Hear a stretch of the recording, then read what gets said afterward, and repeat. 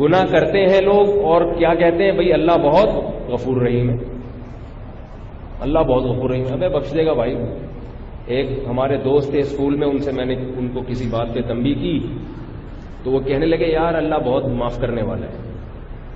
میں نے کہا اللہ کے بندے قبر کا بھی سوچو، کہہ رہے جب قبر میں جائیں گے تو سوچ لیں گے۔ تو یہ اس طرح کی باتیں مسلمان کرتے ہیں آج۔ بعض لوگ یہ کہتے ہیں کہ اللہ حقوق اللہ تو معاف کر دے گا، حقوق العباد معاف نہیں کرے گا۔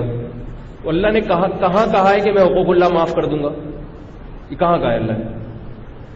ایسے ہی زبان پہ لوگوں کے ملفوظات جاری ہو جاتے ہیں۔ اللہ حقوق اللہ کا بھی پوچھے گا اور حقوق العباد کا بھی، دونوں حقوق پوچھے گا۔ ہاں یہ ضرور ہے کہ حقوق اللہ میں صرف اللہ سے معافی مانگنا کافی ہے اور حقوق العباد میں بندوں سے معافی بھی ضروری ہے۔ لیکن یہ جو ہم کہتے ہیں نا کہ اللہ اپنے حقوق معاف کر دے گا، بندوں کے معاف نہیں کرے گا، یہ غلط جملہ ہے۔ اللہ کہہ رہے ان الذین یکسبون الاثم سیجزون بما كانوا یقترفون، جو لوگ گناہ کما رہے ہیں، نافرمانی کر رہے ہیں، اس میں دونوں قسم کی نافرمانیاں ہیں، فرمایا عن قریب ان کو اس گناہ کا بدلہ دیا جائے گا جو وہ کر رہے ہیں۔ پچھلی امتوں میں بہت ساری امتوں پہ جو عذاب آئے ہیں وہ حقوق اللہ کی وجہ سے آئے ہیں، حقوق العباد کی وجہ سے نہیں آئے، اور بعض پہ حقوق العباد کی وجہ سے آئے، بعض پہ دونوں کی وجہ سے آئے۔ یہ یاد رکھو کہ ایسا نہیں ہے کہ اللہ اپنے بندوں کے حقوق تو کر دے گا اور اپنے جو ہے نا وہ معاف کر دے گا، ایسا آدھا دین تو اللہ کے حقوق کا نام ہے۔ اور یہ بھی ذہن میں رکھیں، لوگ یہ کہتے ہیں حقوق العباد کی اہمیت زیادہ ہے، حقوق اللہ کی اہمیت کم ہے، یہ جملہ بھی غلط ہے۔ حقوق اللہ کی اہمیت زیادہ ہے، حقوق العباد کی اہمیت کم ہے۔ نہیں یاری بات، کیونکہ جس نے بنایا، جس نے پیدا کیا، اس کا رشتہ زیادہ مضبوط ہے۔ آپ اپنے باپ کی نافرمانی کرو اور بھائی کی نافرمانی کرو تو بڑا جرم کون سا ہے؟ باپ کی نافرمانی، اس نے وہ اس کے احسانات زیادہ ہیں، تو مخلوق کے احسانات زیادہ ہیں یا اللہ کے؟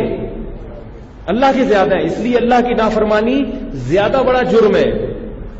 ہاں یہ ایک الگ بات ہے کہ جب ہم اللہ کی مخلوق کی نافرمانی کرتے ہیں، یعنی اس کا دل دکھاتے ہیں، تو اس میں اللہ کا بھی کی نافرمانی بھی ہو رہی ہوتی ہے، اس لیے اس کی نوعیت بڑھ جاتی ہے۔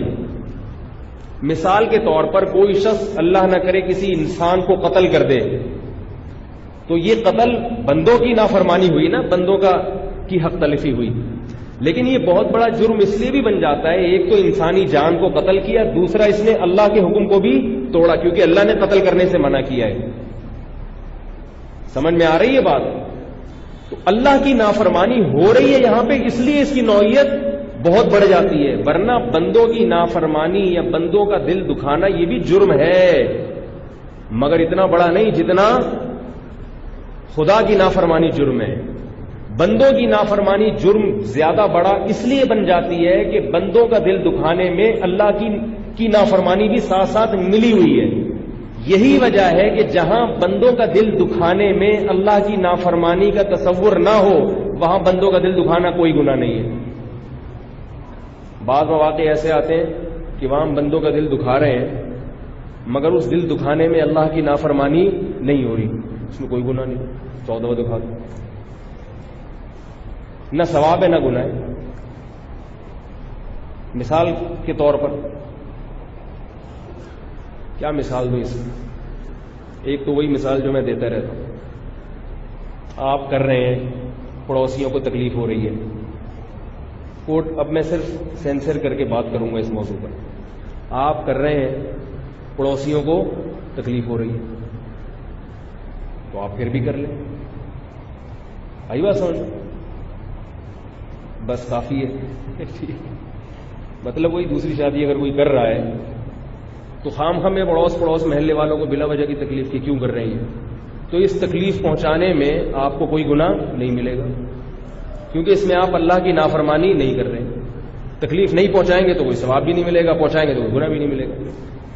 آپ اچھی خوراک کھا رہے ہیں، آپ کا پڑوسی خام خواہ میں دیکھ کے جل رہا ہے، یا تو وہ غریب ہوتا نا، اس کو اس کے سامنے دولت کی نمائش میں اس کو تکلیف ہوتی، وہ تو ایک بہتر ہے کہ بھئی نبی صلی اللہ علیہ وسلم نے فرمایا کہ شوربہ زیادہ کر لو، اس کا بھی خیال کرو، لیکن وہ حسد میں خام خواہ میں جلا جا رہا ہے بلا وجہ آپ کی ترقی دیکھ کے، تو اب اس وجہ سے آپ ترقی کرنا چھوڑ دو کہ بھئی اس کو تکلیف ہو رہی ہے تو ہونے دو، بھئی اس کو تکلیف ہو رہی ہے، کیا خیال ہے بھئی؟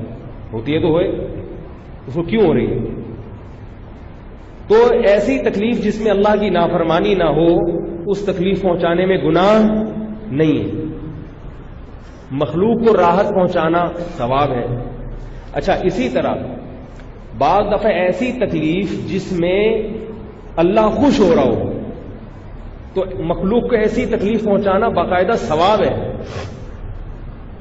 مثال کے طور پر مکس گیدرنگ ہے، آپ کے رشتہ داروں نے آپ کی دعوت کی، مکس گیدرنگ ہے، آپ اگر مکس گیدرنگ میں نہیں جاتے تو رشتہ داروں کو بولو بھائی، کل ایک لڑکا آیا میرے پاس، نیا شادی شدہ جوڑا ہے، کہہ رہا ہے میری ابھی شادی ہوئی ہے، نہیں تو ہمارے رشتہ داروں نے دعوت کی ہے، سسرال نے، اور مکس گیدرنگ ہے، سب لڑکے لڑکیاں اکٹھے ایک ہی دسترخوان پہ بیٹھ کے کھائیں گے، جو طوفان بدتمیزی ہوتا ہے آپ کو پتہ ہے شادی والے گھروں میں، یہ بھی نہیں کہ چلو وہ تھوڑے سے ادھر ہو جائیں یا یہ تھوڑے، سب ایک ہی جگہ ہلہ گلا ہوگا۔ میں نے کہا جائز نہیں، آپ نہیں جاؤ۔ کہہ رہے میری والدہ پھوٹ پھوٹ کے رو رہی ہیں، والدہ پھوٹ پھوٹ کے رو رہی ہیں کہ تو نہیں گیا تو میں اور روں گی۔ میں نے کہا جائز نہیں ہے، رونے دو والدہ کو، حتی الامکان مناؤ ان کو، کسی طرح پاؤں پکڑ کے راضی کرو، پھر بھی روتی ہیں تو رونے دو۔ اب ماں کے سامنے تو اف کرنے کی بھی اجازت نہیں ہے شریعت میں، ہے یا نہیں؟ ماں کے سامنے اف کرنے کی بھی، اور یہاں شریعت کیا کہہ رہی ہے؟ روتی ہے تو رونے دو، اس کے رونے پہ مت جاؤ، کیونکہ یہاں ماں کو ناراض کر کس کے لیے کیا جا رہا ہے؟ اللہ کے لیے۔ تو اگر مخلوق کا حق زیادہ ہوتا، اللہ کا حق کم ہوتا، تو پھر شریعت مخلوق کو ترجیح دیتی۔ ماں باپ سے بڑھ کر کون ہو سکتا ہے بھائی؟ اللہ کہتے ہیں پہلے میں ہوں، باقی سب بعد میں۔ یہ کانسیپٹ جو ہے نا، کانسیپٹ یہ کلیئر کریں اپنے دماغ میں۔ یہ جو لبرل طبقہ ہے، سیکولر طبقہ ہے، انہوں نے سب نے اللہ کو بعد میں رکھا ہوا ہے، دوسرے نمبر پہ۔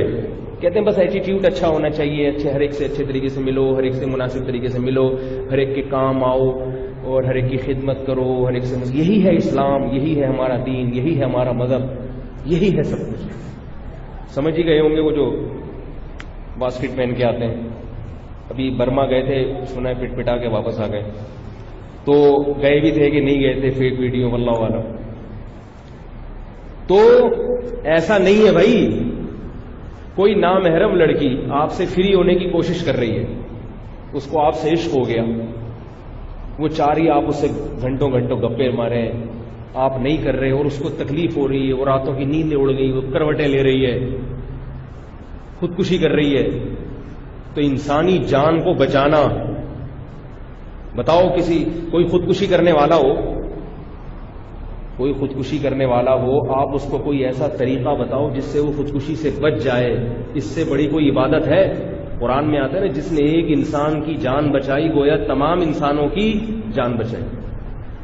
اب کوئی نامحرم لڑکی آپ سے دوستی کی خواہش میں ہے اور ناجائز تعلق کی خواہش میں ہے، اور وہ تڑپ رہی ہے، اور وہ فون پہ فون کر رہی ہے، اور آپ اس کو لفٹ نہیں کرا رہے، اور وہ خودکشی کی دھمکیاں دے رہی ہے، اور وہ وہاں سے اپنی تصویر سیلفی بنا کے بھیجی حبیب بینک کی بلڈنگ سے کہ میں نیچے چھلانگ لگا رہی ہوں، آپ آ جاؤ مجھے بچانے کے لیے، میں گر رہی ہوں۔ تو آپ کیا کرو گے؟ جاؤ گے بچانے؟ نہیں اب میں آ رہا ہوں، میں بھی تمہارے ساتھ کودوں گا، یا یہ کہ نہیں میں تمہیں اٹھا کے لے جاؤں گا۔ کیا کرو گے بھائی؟ جاؤ بھائی بھاڑا میں گرو، 100 دفعہ گرو۔ کیا خیال ہے؟ ہم کسی کی زندگی بچانے کے لیے اپنے ایمان کو نہیں بیچ سکتے، مرنا ہے تو مرو۔ اولین کوشش تو یہ ہوگی کہ کسی طریقے سے سمجھا بجھا کے، ایسا نہیں کہ کسی کو ایسے اتنے آرام سے مرنے دیں، سمجھا بجھا کے اس کے رشتہ داروں کو بتائیں، اس کے ابا کو فون کریں، اس کو پہلے ٹوپی کرائیں، بولے ہاں میں آ رہا ہوں، میں بدل گیا، اور ادھر 15 پہ فون کر دیں بھائی پہنچ جا، ٹھیک ہے۔ کوشش اولین یہی کریں کہ کسی طرح سے بچ جائے، لیکن اگر وہ پولیس دیکھ کے کہے نہیں مجھے پولیس نہیں چاہیے، مجھے بندہ چاہیے، تو کیا کرو گے؟ بالآخر آپ بولو گے بھائی مرتے ہو تو مر جاؤ.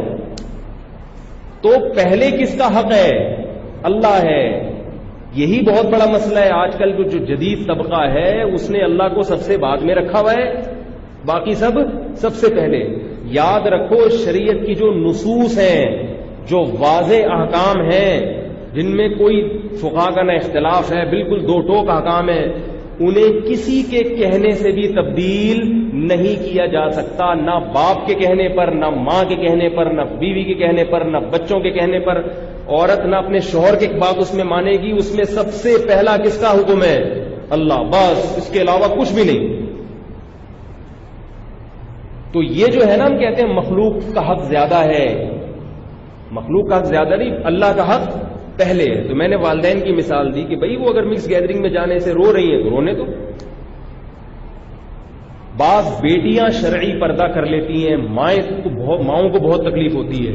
اگر ہو رہی ہے ماں کو محبت سے سمجھائیں، علماء کے بیانات سنوائیں، ان کے لیے دعا کریں. پھر بھی ماں کو تکلیف ہو رہی ہے تو ہونے دو ان کو. آپ کو گناہ نہیں ملے گا، پردہ کرنا پڑے گا. اور یاد رکھو اصل عبادت ہے ہی یہی کہ جب تقابل ہوتا ہے مخلوق کا اور خدا کا تو پھر آپ کس کو ترجیح دیتے ہو؟ اس وقت اصل عبادت کا پتہ چلتا ہے. محمد صلی اللہ علیہ وسلم نے دین کی خاطر اپنے سگے چچا کو ناراض کیا کہ نہیں کیا؟ کیسے چہیتے چچا تھے، کتنی خدمت کی، کتنے احسانات تھے ان کے آپ صلی اللہ علیہ وسلم پر. یتیمی میں پرورش کی، یتیمی میں پالا، اور آخر وقت تک آپ کے ساتھ رہے. مگر آپ صلی اللہ علیہ وسلم نے چچا کے ساتھ دین کے معاملے میں ذرا بھی کمپرومائز نہیں کیا. نہیں، یہ نہیں ہو سکتا. تو اس لیے اس معاملے میں انسان کو مضبوط ہونا چاہیے. تو ایک بات تو یہ ہوئی. دوسری بات یہ کہ مخلوق کا حق بعض صورتوں میں شریعت نے زیادہ کر دیا ہے، وہ دوسری وجہ سے. مثال کے طور پر آپ پر زکوٰۃ بھی واجب ہے اور آپ پر قرضہ بھی واجب ہے. تو شریعت کیا کہتی ہے؟ پہلے زکوٰۃ دو یا قرضہ؟ بولو نا یار، قرضہ. اب یہاں آپ اشکال کریں گے بھائی زکوٰۃ کس کا حق ہے؟ اللہ کا، عبادت ہے نا، اللہ نے کہا. اور قرضہ غفار بھائی کا، ستار بھائی کا، وسیم بھائی کا، کلیم بھائی کا. تو شریعت یہاں یہ کیوں کہہ رہی ہے کہ پہلے قرضہ دو، پھر جو بچے ان میں سے اگر نصاب بچتا ہے تو زکوٰۃ ہے، نہیں بچتا تو زکوٰۃ ہے ہی نہیں. تو یاد رکھو یہاں مالی حقوق میں شریعت نے مخلوق کا حق اس لیے رکھ دیا کہ مخلوق محتاج ہے، اللہ محتاج نہیں ہے. حق تو اللہ ہی کا زیادہ ہے، یہاں بھی اللہ کا حق زیادہ ہے. لیکن اللہ نے خود یہ کہہ دیا کہ مجھے پیسے نہیں ملیں گے، کچھ بھی نہیں ہوگا، غفار نہیں چھوڑے گا تمہیں. ٹھیک ہے نا، اس کے اگر پیسے کھا گئے وہ تمہیں، بول لو نا یار، وہ نہیں چھوڑے گا. تو چونکہ اس نے دین کو آسان بنایا کہ بھائی میرا تو کوئی مسئلہ نہیں ہے، میں تو خود کھلاتا ہوں، لیکن وہ جو وسیم کلیم اور اتنی پبلک کے پیسے کھا کے بیٹھے ہوئے ہو نا، وہ تمہیں ٹینشن دے دے کے مار دیں گے. تبھی پہلے مخلوق کے جتنے قرضے ہیں وہ دے دو، اس کے بعد حج کرو، اس کے بعد قربانی کرو، اس کے بعد یہ سب. تو یہاں بھی اللہ کا حق زیادہ ہے، مگر اللہ نے خود اپنے حق سے دستبردار ہو گئے ہیں. اگر اللہ یہ ہمیں اجازت نہ دیتا تو یہاں بھی ہمیں پہلے اللہ کا حق ادا کرنا پڑتا. تو یہاں اللہ نے ایک اپنی رحمت کا اظہار کر دیا کہ بھئی مخلوق محتاج ہے، اس کے پیسے نہیں ملیں گے، وہ پریشان بھی ہوگا، تمہیں بھی ذہنی ٹارچر کرے گا تو خود بھی. اور ما جعل علیکم فی الدین من حرج، اللہ نے تمہارے دین میں تنگی نہیں رکھی، لہذا میں نے تمہارے لیے یہ آسانی پیدا کر دی ہے.